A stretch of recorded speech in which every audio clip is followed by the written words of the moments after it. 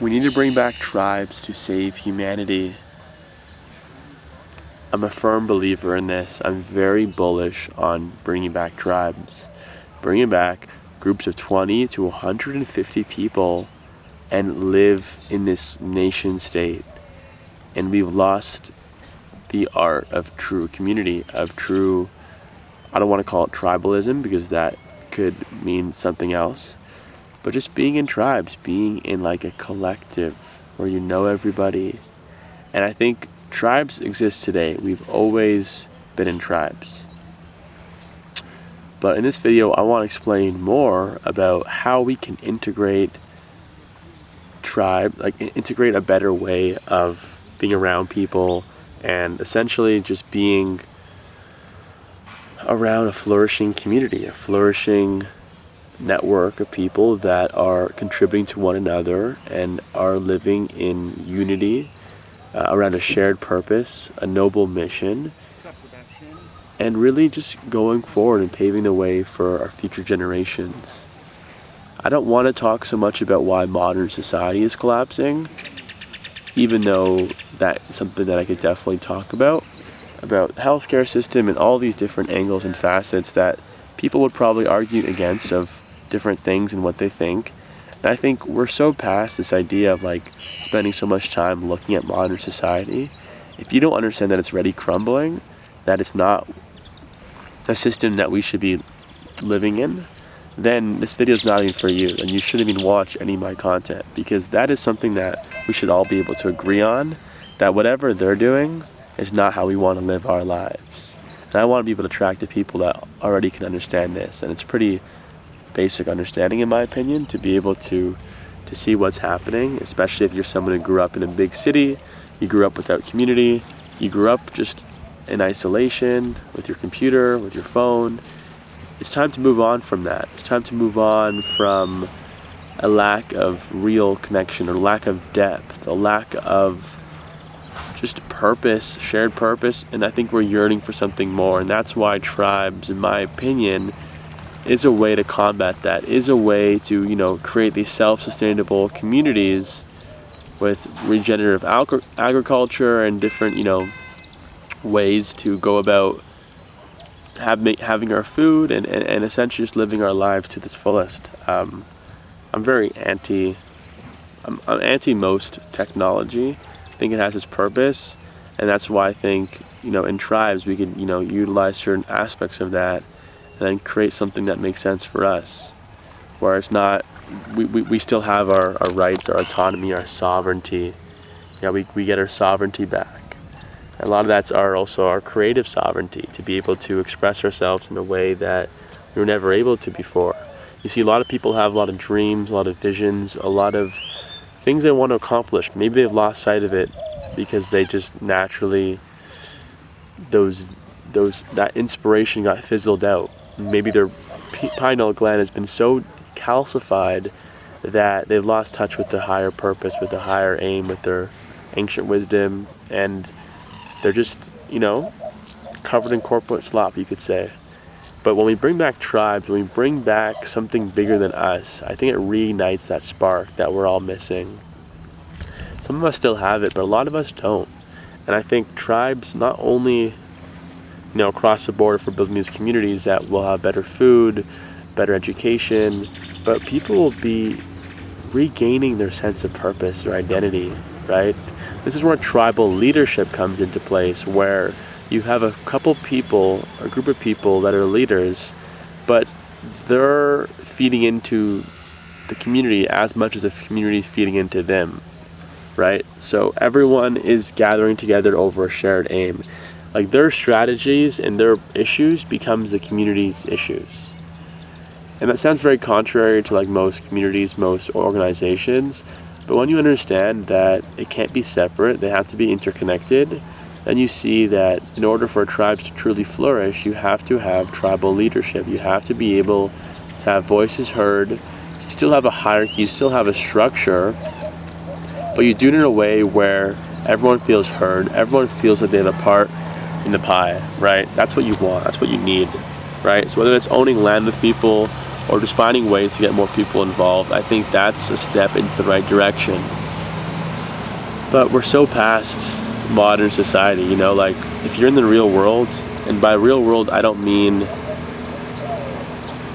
the real world, I mean being out in nature and being in these environments where you just see things how it is. Like I'm in Guatemala, in this town by the lake over here, and there's a lot of nature and there's a good community here. Like it's a more hippie community where I'm in, but there's something here. There's definitely a lot of things that could be improved on, of course, but it's a start.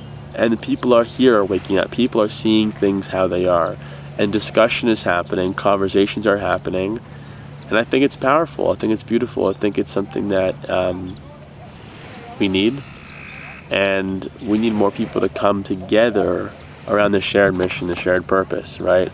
In order to actually have tribes, you can't just have one leader running it, right? There's no such thing as individualism when it comes down to building sustainable tribes. Tribes will collapse if there's not enough people gathered together around a shared purpose. So it doesn't take one person. Like, I mean, in history, you look at a lot of these people that are able to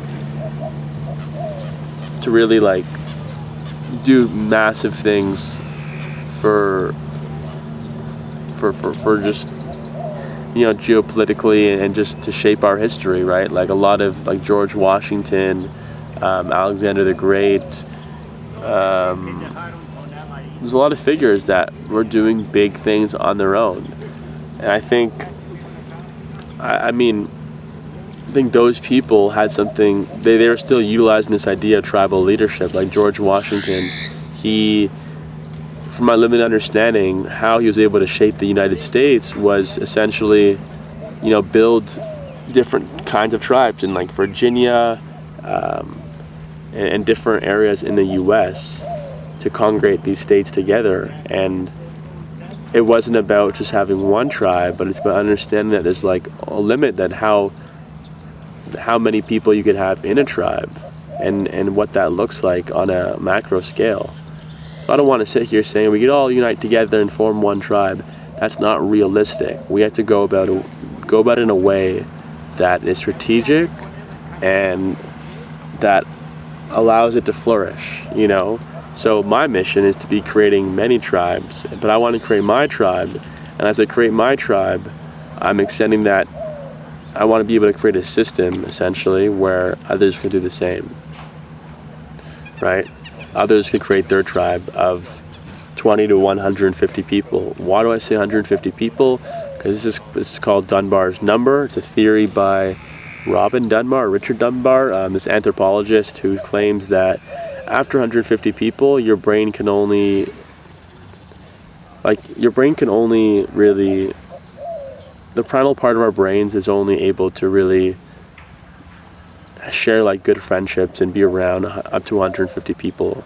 After 150 people, it kind of just collapses into two tribes, right? That's just what happens, that this group of people ends up kind of splitting off, and then there's like two groups of people. Like if you have 500 people in a tribe, naturally, just by the nature of a volume of people, there'll be separate tribes within that. So they say your tribe is the amount of people that the people that you say hello to on a daily basis. So in your neighborhood, you actually do have a tribe. It's a very weak one. It's probably like level 1, level 2 tribe. There's 5 levels. I'm not going to get into that right now. But level 1, level 2, which is like, everyone doing their own, everyone probably hating their lives or just not liking where they are.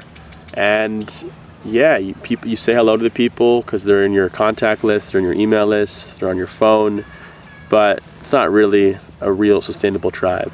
Even Instagram, people you follow, that's technically like a tribe of people, but it's like lowest level, absolute surface level. So tribes already exist. Tribes also exist in organizations, in businesses all over the world. A lot of them are still at lower levels. Some of them are actually flourishing, but it's very rare. Like I said, tribes have always existed. So as much as I'm saying we need to bring back tribes because modern society is collapsing, I'm talking about more of these flourishing tribes that are outside these big cities, these big metropolitan cities, and gearing more towards, told you, like regenerative agriculture, and I think just overall like bringing back the way we're supposed to live, right? Which we all have a fundamental understanding of. think it's in our DNA, it's in our cells. Our body knows what we want. Our body knows we need more nature to ground ourselves more and just be around more community and tell more stories and, have these different things that have been lost, right? Like rites of passages for men to be able to really embody what it means to be a man, going from a boy to a man. We don't have that anymore. We don't have many things. I'm not going to get into the things that we don't have. All I'm going to say is that it starts off with tribes. It starts off with the people that are willing to go the distance, that are willing to go beyond themselves and serve something higher. And that art of serving something higher has definitely been lost. People think it has to be something super religious, of like you have to serve a higher God, or you have to go to church or these places of worship. But I think that's also an issue in itself, of like, why do we have to go to these places, identify with these ideologies in order to share a higher purpose? Why can't we just come together just like this, like normal people, and then get together and form something amazing, something remarkable, something magical, something that you can never even fully grasp? And I think it's amazing. But it starts off with us, and I think the first step in my mission is to be creating residencies all around the world for people to come together, kind of like retreats, but except the difference is that there's no firm agenda. There is no week-long stay, 5-day stay. It's a month long or 2 months long. And by doing this, you bring together the right people and you form allies with the right people. You find the leaders and you go after a mission bigger than you. So I'll be doing this in the future with my mission called the IRL Experience. And if you resonate with this, let me know. Maybe comment down below if you want to be involved, because this is what we need. And like I said, this mission is way bigger than me. So comment down below if you like this, if you enjoy this, if you want to be involved, and there's a link down below if you want to have a chat. So with that being said, much love, and I'll see you in the next one. Peace out.